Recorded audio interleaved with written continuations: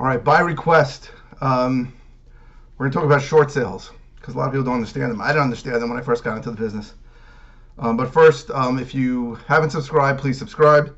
If you like the videos, click like below, and please share, comment. This is by request for someone for something that somebody commented on, and we're gonna anything you want a video on, just put in a request in the comments, and comments get responded to, and we listen.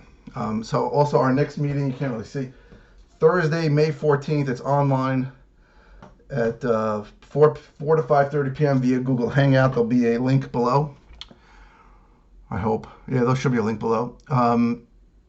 Let's talk about short sales. First, let's talk about what a short sale is. A short sale, sorry, one second.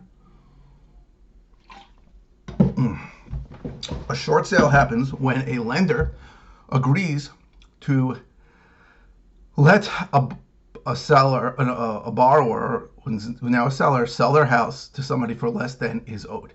Now, we're right now in the middle of this COVID-19 thing. I think there's going to be a lot more short sales coming. Right, in 2008, 9, 10, it was a short sale mania, right? Because everybody had borrowed way too much. The value of the property dropped. Weren't making payments.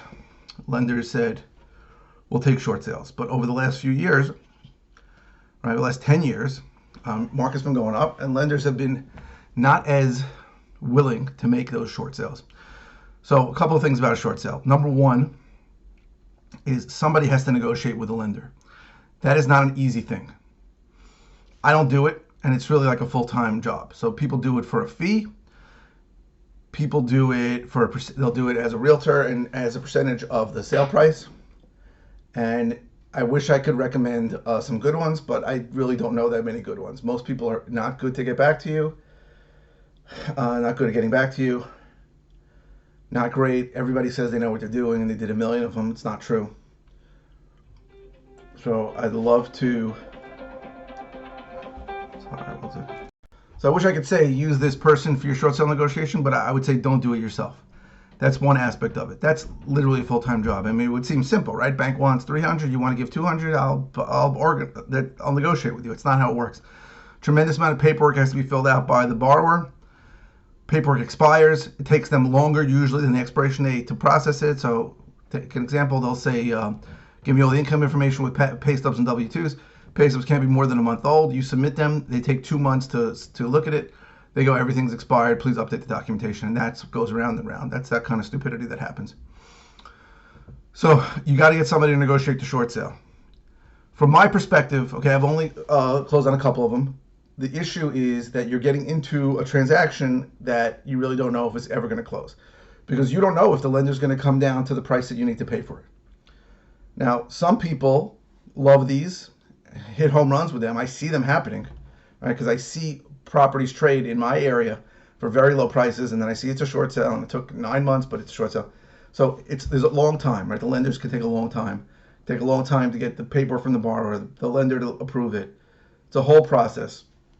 Lender doesn't want to get screwed, doesn't want anybody getting paid at the closing. And that's another thing. Okay, in New York, a lot of people are under the impression that they can get paid to do a short sale because a lot of underhanded people did that, and that's illegal, and you have to be very, very careful. A bunch of people went to prison in the last year over it, attorneys and appraisers and all kinds of things about scams like that. So you need to be careful about that. Very often a borrower will say straight up, what's in it for me? Now, you can sometimes ask the lender, can we give $5,000, $10,000 to the borrower for relocation expenses? Sometimes they'll agree. If they say no, or they say I'll only give $1,000, it's out of your control. So for me, short sales are very difficult, but things might change where there's a million of them, and lenders might be very willing to make deals on short sales coming soon if prices, go down a lot, and lenders feel like better to make a deal now than wait longer and get hurt. So that's another aspect of the short sale. Another aspect of the short sale is you got to give a deposit. Now, you don't have to give a lot of deposit, but you got to give some deposit, and that sits there it could take 2 years. So I don't like them. There are circumstances where they work. If I had a great short sale negotiator, I'd probably take more of them. But it's not easy to find that. And in New York, there's a lot of people who are really expecting to get paid. I've seen short sales where a bunch of people got paid that legally could not get paid. I was not involved in the transactions at all. But it's important to understand that if you're going to delve into the world of short sale, Time is a big factor. These things take forever. The actual negotiation with the lender is a big factor. If you want to do it, it's a lot of work, right? And sometimes you can't even deal with the lender. You have to deal with the servicer. You have to deal with the servicer. It's not always the same as the lender, usually not. And you're getting into something that may or may never work out. Right? If your max price on a property is 300 and the lender won't go below 375, you're not going to buy that property. And if you're the one negotiating on it, and you're the one that sent the contract out and put a deposit on it, and you're the one that's counting on it, you could really be setting yourself up for a huge disappointment. So I know people that say, I'll put in 100 and I'll get 5 or 6. That's fine if you want to do that. But 100 short sales is a lot of work, more work than I want to put in. But again, if I had a great short sale negotiator, if you know one, you can put them in touch with me. The problem is it's hard. Even people who say they're great at short sale negotiators are very often not. They just did a deal or two, and now think they know how the whole thing works, even though every single servicer is different. Every servicer is different. What they're looking for, what their paperwork is, it's just not the same thing. And it's not a simple transaction. Right? I prefer simpler transactions. Some people will say, I'll take a bunch of these, and if I hit a couple, then it's a home run, and it could be. But like if you have a short sale in negotiation for the last 6 months, and now values come down, you may not even want to perform on the contract, right? You may not want to buy it for that price if you think the ARV, the after repair value, is much lower. So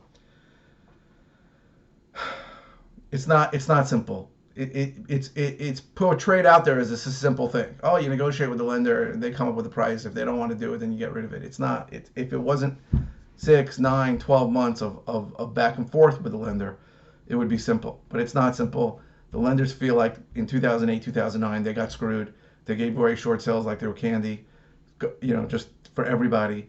And then 3 years later, the values were much higher. They didn't want to make that mistake.